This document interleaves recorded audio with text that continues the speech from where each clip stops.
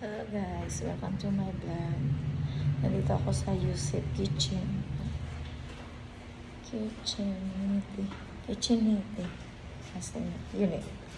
Ayun, ako'y naghihintay ng aking order. Naglakad ako mag-isa. Hindi ko na tinitignan ko na saan si Jungjo ngayon. Meron na siyang sariling mundo at meron din akong sariling mundo. Ayun, Ayun guys, kamusta na kayo guys? Baka nagtataka kayo ay hindi na ako nagbo-vlog. Yung parang ano na lang, nagsisinging-singing kapag ako'y naboboard. Yun. At ngayon lang ulit ako angkatin ng kamay ko. Pero hindi pa pumapasok yung pera sa account ko. How sad. I'm excited na talaga to receive my pension. Yes. Sana this week. Yun. At hanggang ano pa naman yun, sabi nga 17 days. After 17 days, marireceive ko raw. Pero siguro inaayos pa nila yung mga resibo, yun. So, malapit na guys. 2 weeks pa. Mga 10 days pa bago ko ma-receive. Excited na ako. Very excited. Iniisip ko kung kung magbi-business ako o maglagalag. Ayun. Kontento na kasi ako sa tindahan ko kahit paano may kita din naman. Tsaka,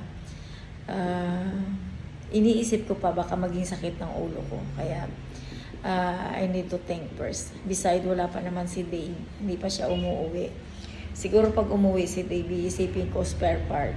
Spare part or gasoline station. Kaso lang kapag gasoline station, guys, sobrang dami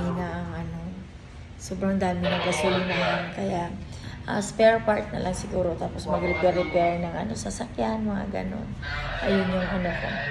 Ayun yung pinaka-target ko na. Ayun, last target. Tapos tindahan. Ayun. Tinda. Yung grocery. Pero naisip ko na napakatrabahoso ng grocery. Hindi ka maiinip kasi maraming customer, pero ihanda mo na yung sarili mo na kailangan mong magbanat buto. You need to work hard if you choose to have a grocery. Ayun, yun lang guys. Update ko lang sa inyo. Nandito ako ngayon sa restaurant at ay kumukulo na ang aking tiyan eh. Kaya kailangan ko nang maghanap ng ilalagay sa aking tiyan bago uminit ang ulo ko.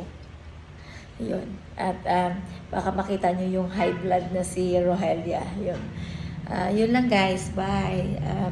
Update ko kayo mamaya. Pupunta pa akong grocery to buy something for my store. Yun. Bye na talaga. Bye-bye.